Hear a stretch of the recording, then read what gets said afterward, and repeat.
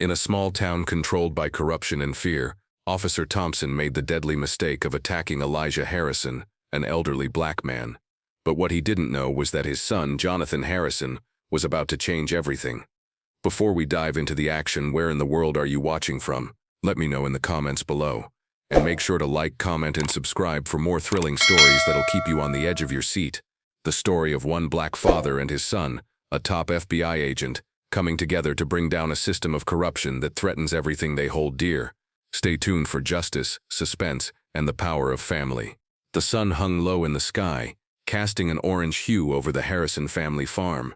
The soft rustling of leaves in the wind and the distant chirping of birds filled the air, making the day seem peaceful. But for James Harrison, it was anything but calm.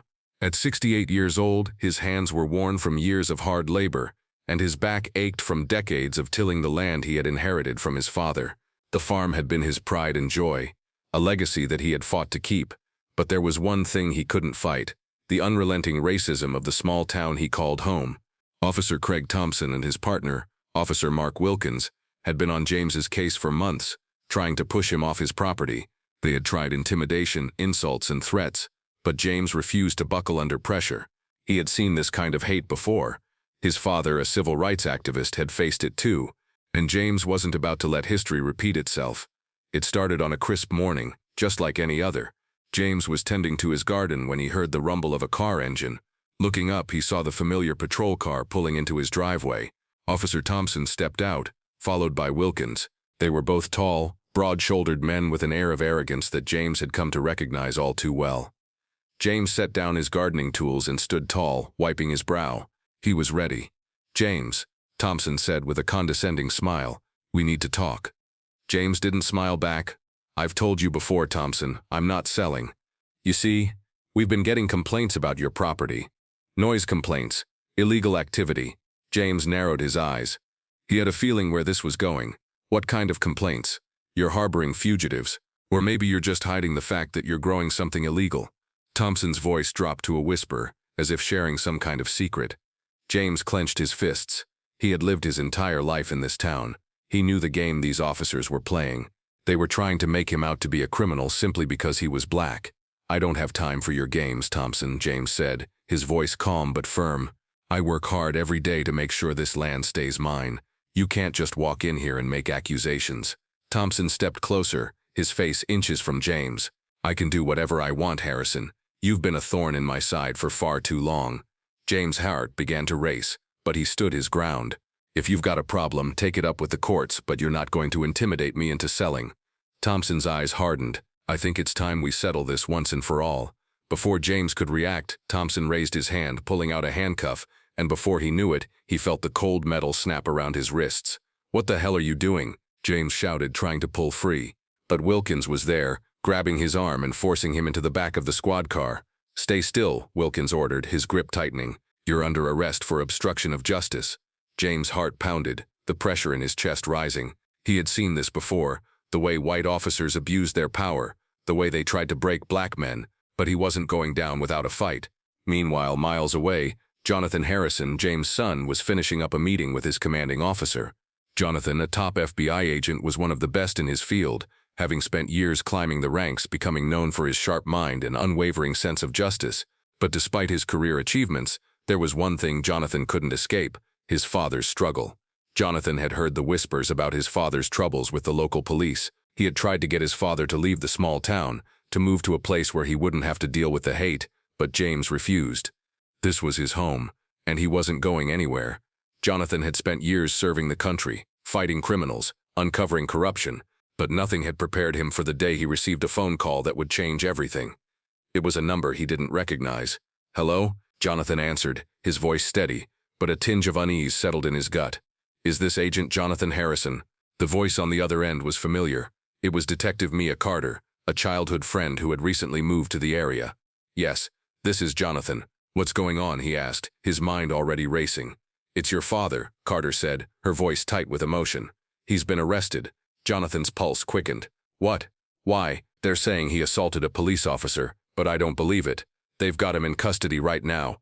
I don't think it's going to end well." Jonathan's eyes narrowed. The anger he had buried for years began to surface. His father, A man who had worked his entire life with dignity, being arrested by racist cops? He couldn't let this go. Not again. "I'm on my way," Jonathan said, his voice cold. As Jonathan sped toward his father's farm, he could feel the weight of his training, his duty, and his bloodline. His father had faced adversity his whole life, but Jonathan had always been there to protect him, even if it meant defying the law. And now, he was about to do just that. But what Jonathan didn't know was that he was about to walk into something much bigger than a simple arrest. The events that were unfolding would have ramifications far beyond his father's farm. And Officer Thompson had no idea what was coming for him. Jonathan's grip tightened on the steering wheel as he sped down the winding road leading to his father's farm. The radio blared with static as his thoughts raced. Every inch of his body was tense, knowing that this wasn't just an arrest. His father had been targeted, and he was about to face a storm that he didn't see coming. The farm appeared on the horizon, the house nestled in the fields, surrounded by the expansive crops his father had tended to for decades. But today, it looked different. The peaceful, familiar setting now felt charged with an unsettling energy, as if the ground beneath it had shifted. Jonathan's phone buzzed again. It was a text from Detective Carter. "They're taking him to the station. It's bad, John. I'm hearing whispers of something more serious." Jonathan read the message, his stomach churning. It wasn't just an arrest for assault. There was something deeper at play here, something bigger than just a case of police misconduct. He could feel it in the pit of his stomach. His father had been singled out, and it wasn't just the cops who were to blame. He could already see the flashing blue lights ahead. The road was barricaded by 2 squad cars, their lights rotating in the darkness, casting eerie shadows over the property. Officers were milling around, talking in hushed voices. They were waiting for something. As Jonathan pulled up, his car came to a screeching halt in front of the barricade. The officers turned to face him, their expressions hardening when they recognized who he was. "Agent Harrison," one of the officers said, his tone condescending. "I think you should turn around. This is a local matter. We don't need any federal interference here." Jonathan stepped out of the car, his gaze icy. "I'm not going anywhere until I see my father." The officer moved to block his path. "You don't understand. Your father's been arrested for assaulting an officer. This is an ongoing investigation, and we can't have you disrupting things." Jonathan's fists clenched. "You think you can intimidate me? You think I don't know how you operate?" He stepped around the officer, ignoring the man's attempts to stop him. His instincts were sharp, honed from years of training and experience in the FBI. He could sense the corruption that lay under the surface, the same corruption that had targeted his father for years. His mind raced back to the stories he had heard from when he was growing up.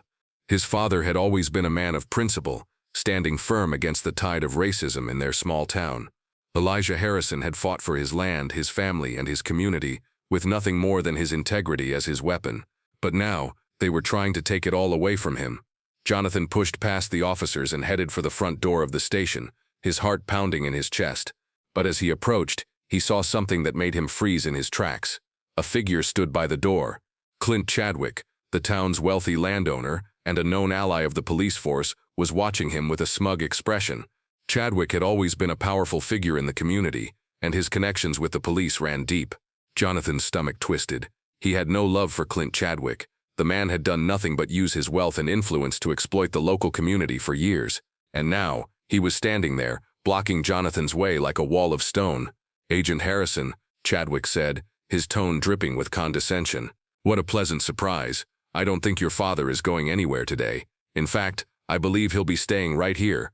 He'll be seeing the inside of..." The air in the holding cell felt heavy, thick with the scent of sweat and fear. Jonathan stood at the ready, his fists clenched at his sides, every muscle in his body taut with the weight of the situation. Officer Thompson glared at him, but it wasn't just a look of anger. It was desperation, as if he had no choice but to defend the corrupt system he was part of. "You're making a huge mistake, John," Thompson said, his voice shaking slightly but still carrying that false sense of authority. "You think you can take on the whole system? You're outnumbered. You have no idea what you're up against." Jonathan's eyes narrowed, his jaw set with resolve. "I know exactly what I'm up against. And it's not just you, Thompson. It's the whole damn network you're part of. You're nothing but a pawn." Thompson took a step forward, his hand twitching towards his gun holstered at his side. "Don't push me. I don't want to hurt you, but I will." Jonathan took a deep breath, keeping his voice calm but filled with the weight of the truth. "You've already hurt enough people. I'm not afraid of you anymore. You're nothing but a puppet for men like Chadwick and Reynolds." Thompson's eyes flickered for just a moment, a crack in his stoic expression, but it was enough. Jonathan could see it, the doubt, the realization that things were crumbling. Thompson wasn't as certain as he had been moments ago. "You don't understand what you're saying," Thompson replied, his voice trembling now. "You think you can just walk away from this? There are powerful people who will make sure you never see the light of day again. You're nothing but a threat to everything we've worked for." Jonathan didn't flinch. He had heard it all before. The threats, the intimidation, the manipulation. It didn't work on him anymore. His father had fought through this his whole life. Now it was Jonathan's turn to finish what his father had started. "I'm not backing down," Jonathan said firmly. "I'll expose you all, and there's nothing you can do to stop me." At that moment, the sound of approaching footsteps echoed down the hall. Detective Carter appeared at the door, her eyes locking onto Thompson's. "John's right," she said, her voice sharp and decisive. "This ends tonight, Thompson. The only one who's been a threat here is you." Thompson's face twisted with rage as he turned toward her, his hand still hovering near his gun. "You don't know what you're dealing with, Mia. This is bigger than just you, than just me. This is about protecting power. You think you can just tear down everything we've built? I think you've built it on the backs of people who didn't deserve it." Carter shot back, stepping forward. "You're nothing but a criminal in a uniform, and it's time to pay for your actions." Thompson hesitated, his face darkening. But he wasn't stupid. He knew he was losing control of the situation. He wasn't going to get away with this, not after everything had been exposed. "I'm not the only one, Mia," Thompson growled, his voice low and dangerous. "There are others who will come for you, others who will make sure you regret this." Carter stepped forward, her hand on her holster, but she didn't draw. "If you think I'm afraid of you, you're wrong. You don't scare me. Not anymore." Thompson's eyes flickered nervously, and for a brief second he took a step back. It was only a moment of hesitation, but it was enough. Jonathan moved quickly, grabbing Thompson's arm and twisting it behind his back. "I'm done with your threats," Jonathan said quietly, his grip tightening. "You're done." Thompson grunted in pain, but there was no fight left in him. The realization that he had been exposed, that the power he had once wielded so freely was slipping away, was too much for him to handle. He tried to struggle, but Jonathan's strength was too much. "You're making a mistake," Thompson spat, but his voice lacked the conviction it once had. Jonathan's jaw tightened. "No, Thompson. You're the one who made the mistake, and now you're going to face the consequences." Outside the holding cell, the town was stirring. News of the arrest had spread like wildfire, and whispers of corruption and injustice had started to swirl. People were starting to talk, and they were starting to listen. Carter knew this was only the beginning. The weight of what they had uncovered was massive, and it would take every ounce of effort to take down the entire network of corrupt officers and businessmen who had been exploiting the system for years. "We've got him," Carter said, her voice low, as she watched Jonathan holding Thompson. "But there's still work to do. We can't let this slip through the cracks." Jonathan nodded, his expression hard. "I know, but we're getting closer. We have the truth now, and there's no turning back." As Thompson was led out in handcuffs, his face a mix of disbelief and rage, Jonathan stood tall, his father's voice echoing in his mind. "We fight for what's right, son, no matter the cost." Jonathan had always believed in that, but now he was living it. The fight wasn't over yet, but they were winning. As the officers escorted Thompson away, Carter turned to Jonathan. "We've got one down, but the fight's just begun. We've got to keep pushing, keep exposing the truth." Jonathan clenched his fists, his mind already racing with the steps ahead. They weren't just taking down a corrupt cop. They were tearing down an entire system, and they weren't stopping until it was all gone. As the days passed, the weight of what had just unfolded began to settle in. Jonathan had never imagined that his fight for justice would become this personal. His father's arrest was just the beginning of a much larger war, one that would force him to question everything he had ever known about the system he worked for. Despite their victory in capturing Officer Thompson, Jonathan and Detective Mia Carter both knew that the battle was far from over. There was still Captain Reynolds, the man at the top of the pyramid, pulling the strings behind the scenes. Reynolds had been part of a network of corrupt officers who used their badge to shield themselves from accountability, and there was Chadwick, the town's wealthy landowner, who had been buying off local officials and manipulating the system for years. Chadwick's connections went far beyond the police force, and it wasn't just Thompson who had been working for him. Others were involved, more dangerous than Jonathan could have ever imagined. Jonathan couldn't shake the feeling that he was racing against time. His father, Elijah Harrison, was still in custody, and while the charges against him had been exposed as part of a larger corruption scheme, it didn't guarantee that he would be freed immediately. The local government and law enforcement were scrambling to cover their tracks, and Reynolds was no doubt doing everything in his power to erase the evidence. Jonathan sat in his car outside the station, watching as the night sky stretched above him, dark and unforgiving. Carter was inside, handling the paperwork and following up with their leads. She had become a crucial ally in this fight, but even she was starting to feel the pressure. There were whispers in the department, rumors of people being bribed and threatened. No one was safe, and the deeper they dug, the more dangerous things became. Jonathan had called for backup. A few trusted colleagues from the FBI were already on their way. But Jonathan knew that bringing in reinforcements would only draw more attention. They had to move quickly, carefully. His phone buzzed, snapping him out of his thoughts. It was a message from Mia. "We've got something. Meet me at the warehouse on Sycamore Street. It's time to take this to the next level." Jonathan didn't hesitate. He threw the car into gear, his tires screeching as he sped toward the address Mia had given him. His pulse raced. This could be it. The break they needed to bring down Reynolds and Chadwick for good. The warehouse was dark and silent, a stark contrast to the chaos that had been building for days. Jonathan parked his car a few blocks away and walked toward the building, the tension thick in the air. His steps were steady, his mind focused. He knew what was at stake. When he reached the door, Mia was waiting for him, her figure silhouetted against the faint light from inside. She motioned for him to follow as she slipped through the entrance, her eyes scanning the surroundings before they both moved deeper into the warehouse. "I didn't want to bring this to you until I was sure," Mia said in a hushed tone, her voice filled with urgency. "But I've got the proof we need, these documents." She handed Jonathan a thick folder, its contents heavy with the weight of truth. Jonathan opened it slowly, his eyes scanning the pages. There, in black and white, were the detailed transactions between Reynolds, Chadwick, and a handful of corrupt officers. The papers linked them to illegal land deals, bribery, extortion, everything Jonathan had suspected but never had enough evidence to prove. "Do you understand what this means?" Mia whispered, her voice barely audible. Jonathan didn't need to respond. His eyes were fixed on the paper, his heart pounding with a mixture of relief and fury. They had the smoking gun. The evidence was undeniable. This was their chance to take them all down. But just as Jonathan started to feel a sense of victory, he heard a noise behind them. Footsteps, slow and deliberate. "Did you really think you could pull this off, Agent Harrison?" The voice was familiar. Clint Chadwick. Jonathan's blood ran cold as he turned around. Chadwick stood in the shadows, a smug grin plastered on his face. Behind him, two other men, Reynolds' goons, emerged from the darkness, their expressions cold and calculating. "You didn't think I wouldn't find out, did you?" Chadwick continued, his voice dripping with malice. "You're not the first person to try and take me down, John, but you'll be the last." Jonathan's heart raced, his hand instinctively moving toward his gun. But it wasn't just the physical threat that bothered him. It was the realization that they had walked straight into a trap. "Step away from the documents," Chadwick ordered, his eyes narrowing. Mia stood behind Jonathan, her expression grim. "You'll never get away with this, Clint," she said, her voice steady but filled with determination. "The truth is out. People are going to see it." Chadwick chuckled darkly. "You think that matters? This town is mine. My influence runs deeper than you realize. You've already lost." Jonathan felt the weight of the situation pressing down on him. They were surrounded, and they had no backup. But he wasn't about to give up now. He had already lost too much to let these men destroy everything. "I'm not done," Jonathan said, his voice steady. He pulled out his phone, quickly typing a message to the FBI. "Get here now. This is it." The standoff in the warehouse felt like an eternity. The tension was unbearable as Chadwick and his men advanced, their weapons ready.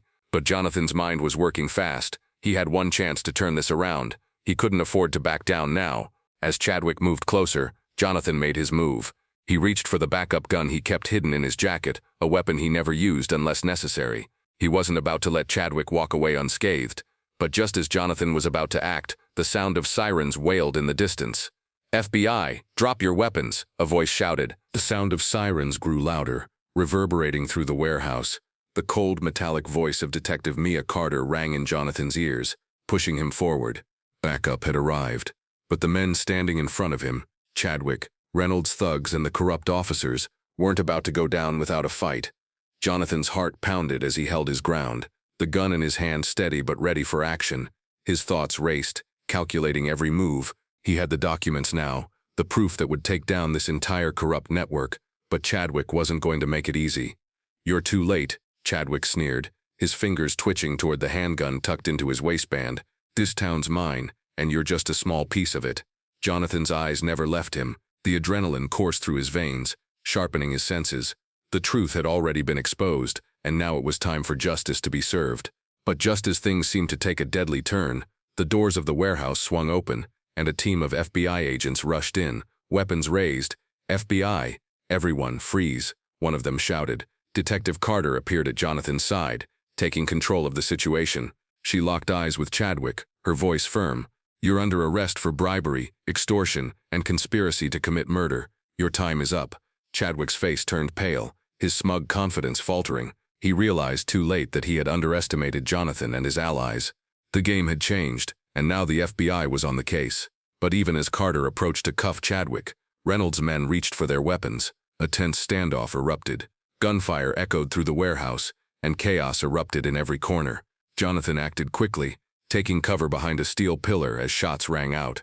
His training kicked in as he moved with precision, assessing the threat. He could hear the rapid footsteps of his team closing in. The corrupt officers were outnumbered. Jonathan didn't hesitate. He stood tall, his weapon aimed, taking out one of Reynolds' thugs as they moved forward. The fight intensified, but it was clear that they were losing. "Reynolds, it's over," Jonathan shouted, his voice full of authority. "Surrender now." The remaining thugs, seeing their boss cornered, hesitated. They were outmatched, outgunned, and now, facing justice. But even as Reynolds glared at Jonathan, his eyes narrowed in defiance. The truth was inescapable. The FBI agents swarmed, securing the perimeter and surrounding the remaining officers, who were either dropping their weapons or being tackled to the ground. The warehouse was finally under control. Thompson, still handcuffed and now visibly defeated, was dragged to the front. He exchanged a look with Reynolds, but neither of them had any chance to escape now. Their empire of lies and corruption had crumbled. Jonathan walked toward his father, who stood at the edge of the chaos, his cuffs now removed. Elijah Harrison's tired but proud gaze met his son's, the weight of the years of struggle lifting from his shoulders. "You did it, John," Elijah said, his voice hoarse but filled with pride. "You took them down." Jonathan's face softened. He had fought for his father.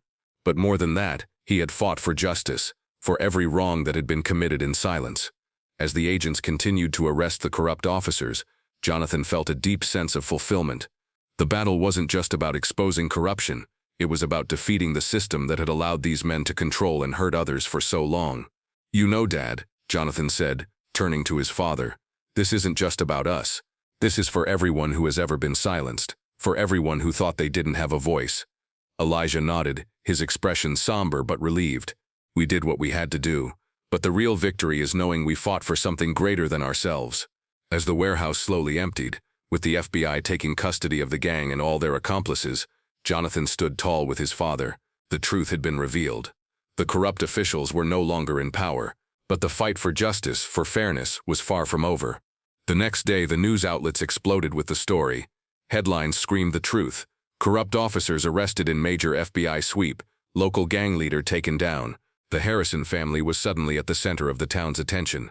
Jonathan and Elijah's names were now associated with justice and resilience.